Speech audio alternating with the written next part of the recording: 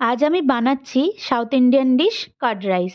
এখানে আমি নিয়ে নিয়েছি রেগুলার চালের ভাত। এবার এর মধ্যে দিয়ে দেব ফেটিয়ে রাখা টক দই, তারপর এতে দিয়ে দেব পরিমাণ মতো নুন। এটাকে ভালো করে মিক্সড করব।